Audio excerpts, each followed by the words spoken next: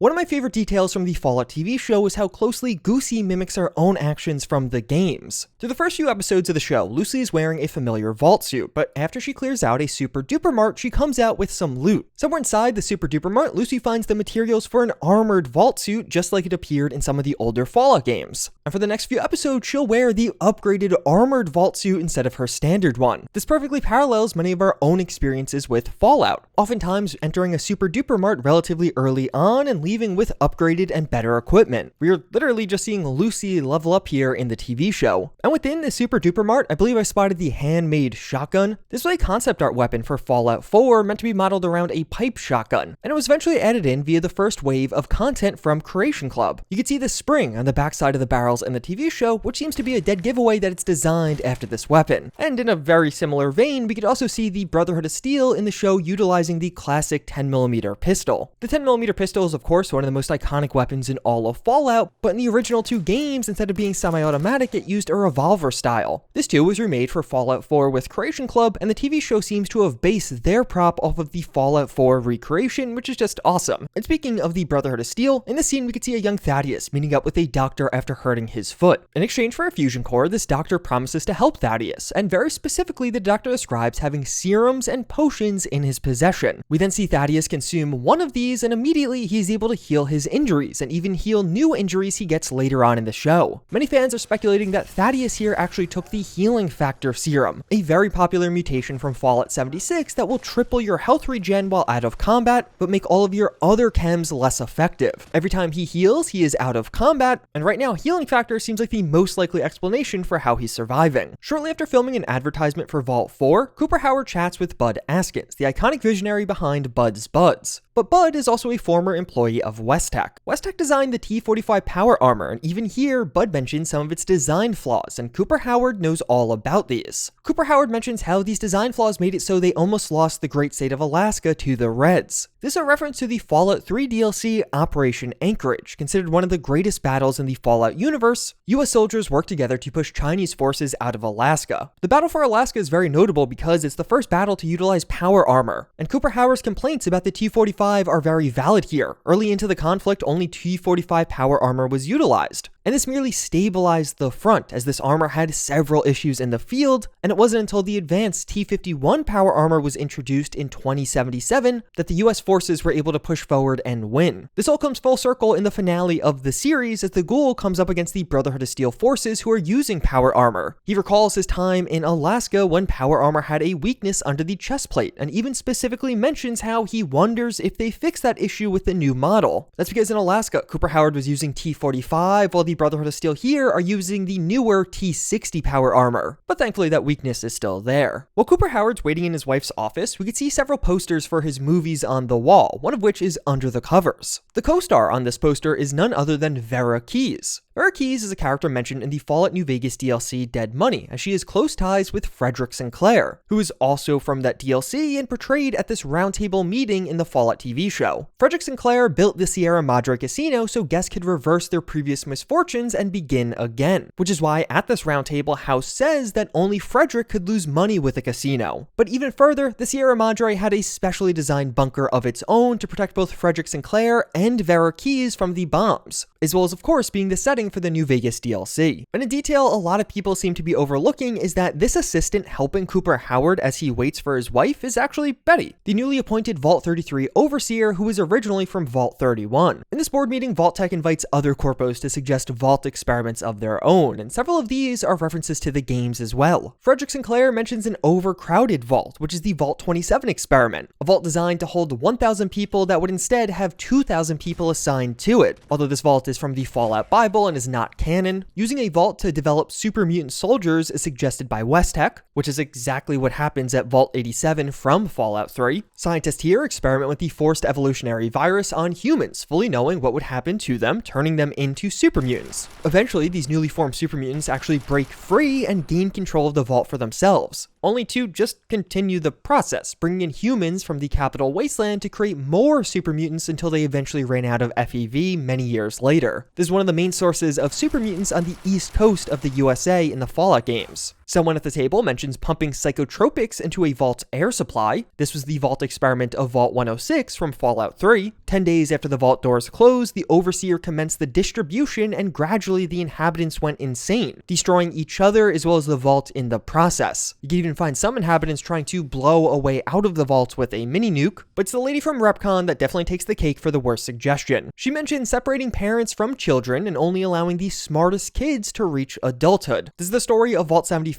from Fallout 4, one of the darkest vaults in all of Fallout. It was built under Malden Middle School, and it was advertised as a vault for the people, giving subsidized vault entry to families with young children who likely couldn't afford to enter a vault otherwise. Following the bombs dropping, the parents were executed and the children entered into intense training, to the point where several died during the training process. At age 18, the subjects were evaluated and those deemed unfit were terminated, while those deemed fit and good subjects had their organs harvested to make further batches of enhanced children. The only children to actually end up living through all of this were the intelligent ones, who were recruited as researchers and scientists. Moldaver's grand plan in the Fallout TV show is to activate cold fusion, providing unlimited power for an entire city. She just needs a Vault Tech access code, and when she finally gets it, this is actually the date of the original Fallout game's release, October 10th, 1997. There's also this mystery around the Pridwin in the Fallout TV show. This giant airship looks like the Pridwin from Fallout 4, but the first time we saw it was from an exclusive Vanity Fair first look, where it was confirmed to not be the Pridwin, and instead be the Cassawinnon, at least according to the caption of this image on that article. But now as the TV show is actually here, you can pretty easily see the writing Pridwin on the side of this airship, and this pops up in multiple scenes. The first time we see the airship in the TV show is in episode 1, and it very much so seems like it might just be arriving for the very first time based on some of the character reactions. So it really looks like we're just seeing the arrival of Fallout 4's Pridwin in the Fallout TV show on the other coast in Los Angeles. There's some speculation that this could just be a production mistake and reusing textures from the video game, but the Pridwin writing in the show looks different compared to the games. It's not even like it's exactly the same texture. Clearly, this texture was made for the TV show, leading many to believe that it is supposed to be the Pridwin, and it becomes even a bit more mysterious with the Cassawinnon naming. I spent way too much time digging into this, and what I found is that the Cassawinnon is likely referring to a place where some ships crashed, and maybe not even King Arthur's ships, but some later poets have retconned this to establish King Arthur's ships as the Cassawinnon, which is all to say that depending on which source you use, the name of King Arthur's ship either goes by the Pridwin or the Cassawinnon, or technically several other names as well. So perhaps that Vanity Fair article was a bit of a subversion, not outraging fans by actually saying it's the Pridwin in the Fallout TV show, and instead using a name that simply may be synonymous with Cassawinnon. But it also does kind of make sense for the Pridwin to be in Los Angeles. The Brotherhood of Steel have a considerable increase in power during the Fallout TV show compared to when we see them during Fallout New Vegas and even earlier games. Perhaps the simple explanation for the Brotherhood's increase in strength is they're being reinforced by the East Coast Brotherhood of Steel. They flew over in the Pridwin, and it would also explain the plethora of East Coast flags. Technically in Fallout lore, Elder Maxon from Fallout 4 very much so could still be alive and maybe even pop up in Season 2. In episode 7 of the Fallout TV show, we can see Dogmeat left at an old red rocket, which perfectly parallels how we find Dogmeat for ourselves in Fallout 4. In episode 2, there was a copy of the Wasteland Survival Guide in the back room of the shop Lucy visits in Philly. This of course being an iconic quest and item from Fallout 3, where you literally help establish a guide on how to survive in the wasteland. In episode 3, we learn that the Vault 33 water chip has been destroyed during the recent attack. This water chip is incredibly accurate to the one we see in Fallout 1 and even to a lesser degree in Fallout 2. This water chip plotline never goes anywhere in this show, but this is the very thing to kick off your quest in Fallout 1. You must leave the vault to help find a new water chip for Vault 13 after it breaks. While the former residents of Shady Sands are culting about in Vault 4, we can see a picture of President Kimball on their altar. This is the president of the NCR at the time of Fallout New Vegas 15 years prior. His fate at the time of the TV show isn't quite clear, but he definitely could appear in Season 2. But the TV show establishes another new mystery with Cooper Howard's phone number. During his ad for Vault 4, Cooper Howard shouts out this phone number to purchase a residence in a vault. And if you call this number, you'll hear something interesting.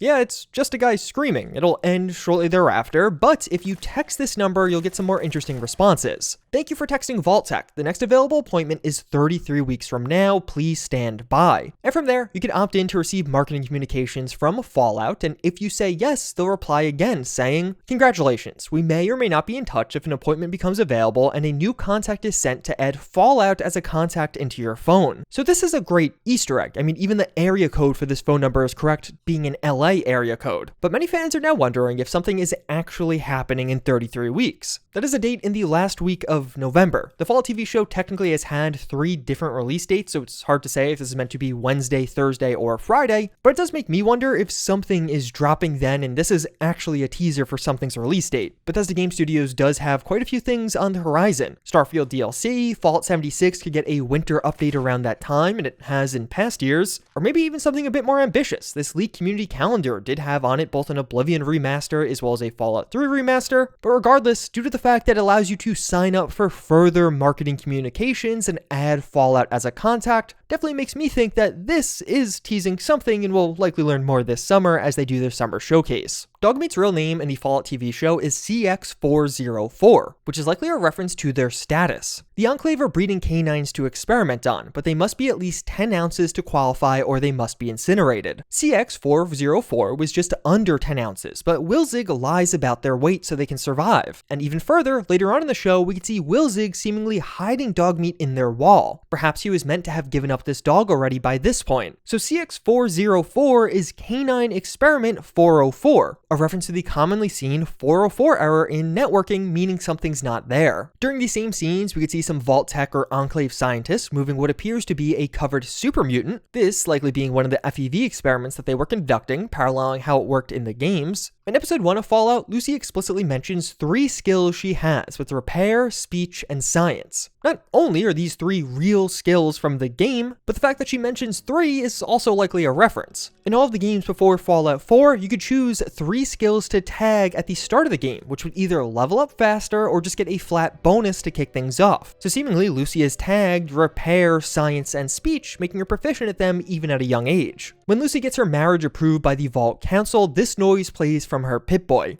This is no coincidence, as this is the exact same sound that would play in Fallout New Vegas after completing a challenge. Lucy is completing the challenge of getting married here. And this is also the original level up sound from Fallout 1 and 2.